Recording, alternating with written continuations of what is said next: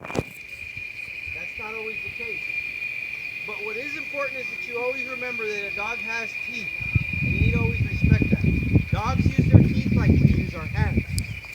So like I use my hand to say, hi, how are you doing this morning? That's how dogs use their teeth because they don't have hands. They just have teeth and paws.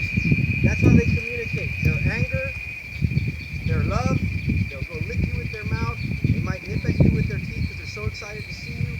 Some of you all may have dogs like that at home. However, our dogs are bred. When I say they're bred, in other words, they're raised as puppies. We keep trying to get a better and better dog that does the job that we do well.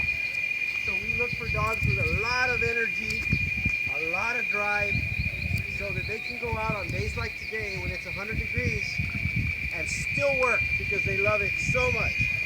If we have a dog that just has a little bit of drive, you think when they see the sun and get out in the sun like this, you think they'll still work? Who thinks they'll work? You think they'll still work if they have a little bit of drive? They'll work but not as much? That's a good answer. That's a good answer. They'll work when the weather's right, but then as soon as things get difficult, like let's say we have a tracking dog, it's a real soft dog, and he's tracking somebody, and as soon as he sees that track gets to this big pile of woods, he says, no way, I'm not going in there. So that's why we don't breed that. We'll take that dog and we'll give it away. Because we're looking for dogs that are going to go right through it and keep going. Because they're looking for that person at the end of the trail, which you guys are going to get to see today. Okay? Now, most dogs that you all have seen, how many of you have seen a presentation from the Border Patrol?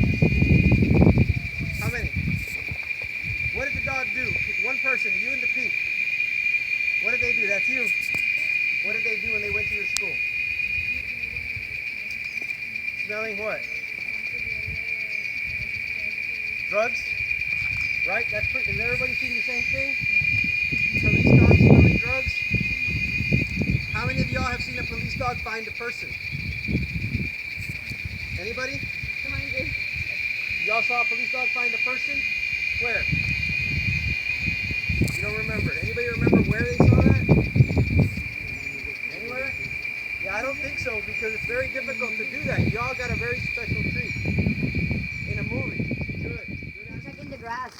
They're checking the wind, but are they going to make it easy for the dog and go hide on that side so the dog can smell them in the wind? No. No, right? They're going to run in the same direction that the wind is going. So it's always carrying the scent away from the dog. It's the hardest possible scenario for the dog. Because the dog cannot use the wind to help it. Y'all get that? Does it make sense? Figure out their spot. Why? There they go. They're laying the trail. Stay right here. Hey.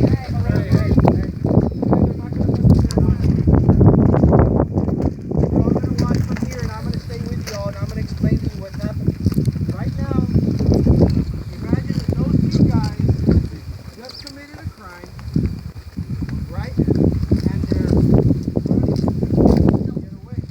Or imagine that those two guys are hiking, and they didn't bring a GPS, and they lost their compass, and they get lost. So they're on their way to getting lost right now. Okay? People get lost, they get scared, right? And they start to do silly things like they start to make turns and say, wait, I already went that way. And then they turn again, went into the wind. Wait, hold on. Let me turn back. So these guys are going to simulate that, right? They're going to see them walking. There they go.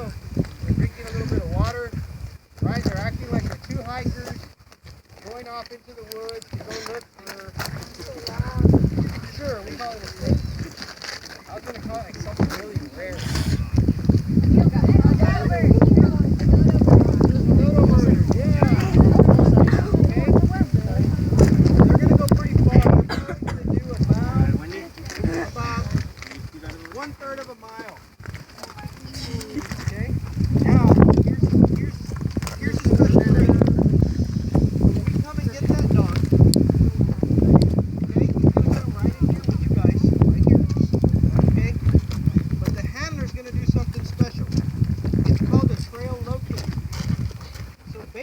see, we're not going to help that dog. We're not going to go and say, right here is where they went into the woods.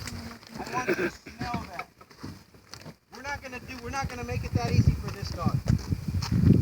We're going to do what's called a trail locator. We're going to tell that dog, all we know is they were last seen on this street. You figure it out. That's how much I'm going to challenge this team right now. I promise you, every one of you remember this. This is the best dog I've ever seen. This dog wants to do this job so bad that he cries. When they're getting ready and they're doing what's called a pre-start ritual, that dog will start to cry because he wants to go work. It's so bad. Oh my god, they're so far away. Okay? How old is that dog? The dog is 7.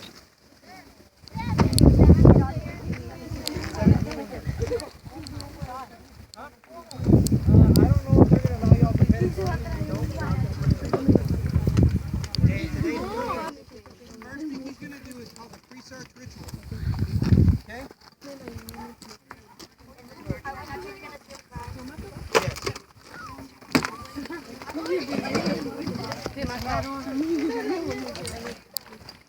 Yes.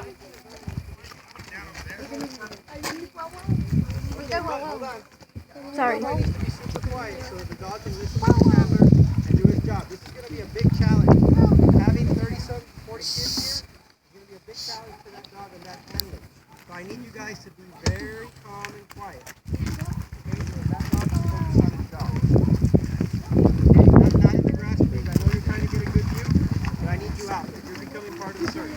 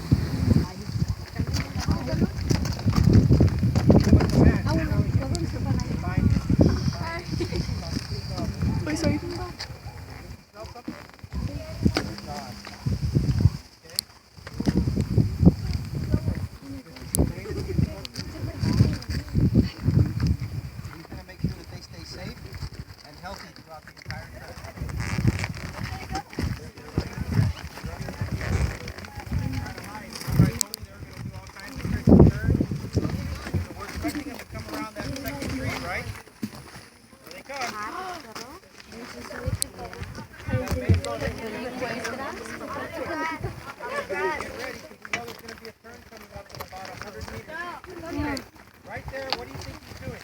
He's giving him what? Water.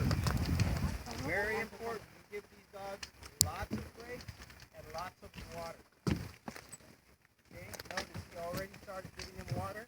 There was fresh water in the truck. So he already gave him a water break and they're back on the track.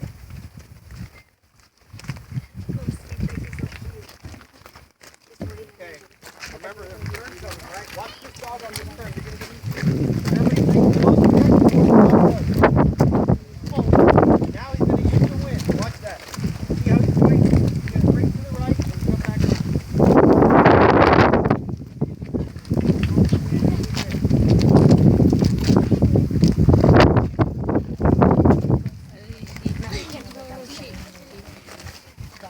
Who remembers where they were hiding? Right. Right there. Watch this. He's going to come out with the bad guys. Oh, yeah. Or the people who lost. Good deal. Pretty cool. They made it look real easy. Remember, that's probably the best team I've ever seen. Okay, and I've trained, like I said, 1,000 times.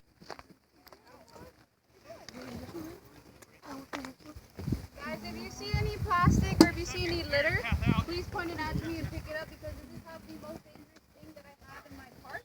No matter how many times I tell our visitors this is unsafe for animals, they continue to litter in this park.